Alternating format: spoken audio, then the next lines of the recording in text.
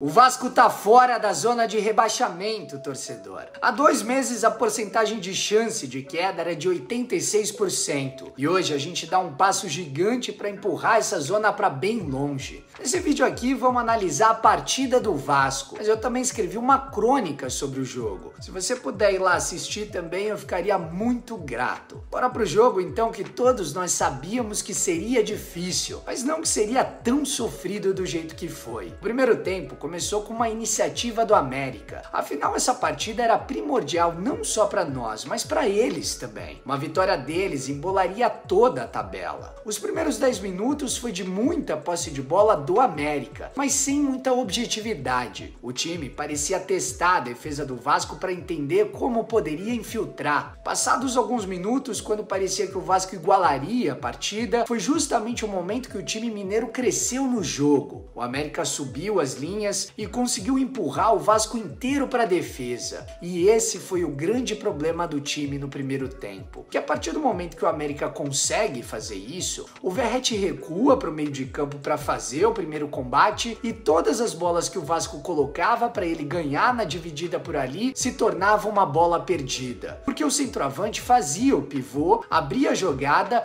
e o Rossi não conseguia avançar em função da forte marcação da primeira linha do time mineiro. O bombardeio do América, na minha visão, tem a ver também com a escolha do Ramon em entrar com Payet e Praxedes juntos na partida. O Vasco não conseguia construir jogadas com os dois em campo e ficava extremamente previsível pela lentidão ao atacar. Então, sempre que tínhamos a bola, éramos rapidamente desarmados pela previsibilidade. Esse, inclusive, era o principal problema do Vasco do Barbieri. E eu acho aqui que eu não preciso nem falar que o nome do primeiro tempo que salvou o Vasco foi o Léo Jardim, né? O Vasco só trouxe os 3 pontos hoje graças ao que o goleiro fez no primeiro tempo, porque o primeiro tempo foi terrível, uma atuação absurda do goleiro. E quando tudo se encaminhava para o empate, um heróico empate, e para um esporro generalizado do Ramon no vestiário, o Iago Maidana meteu o cotovelo na cara do Verratti. Tudo isso na frente do Bandeirinha, que não viu nada.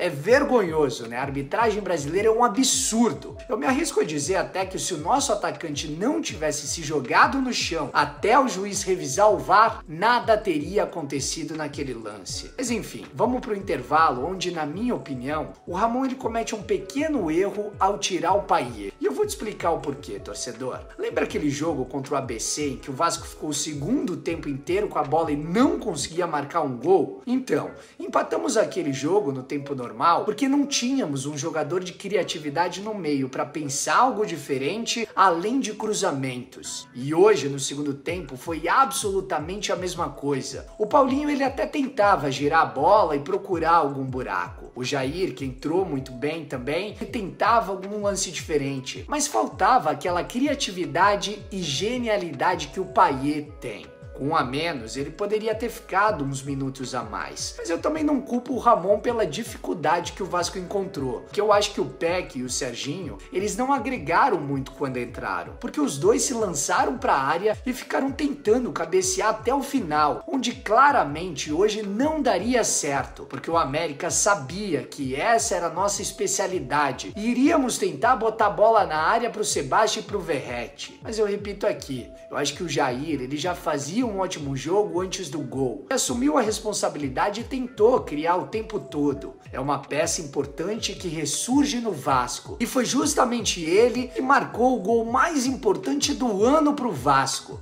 Quem diria, hein, torcedor? É um Vasco que ressurge e um Vasco que pontua. O Vasco é o vice-líder do retorno. E o Vasco vai brigar até o fim. O Vasco tá fora da zona de rebaixamento, torcedor.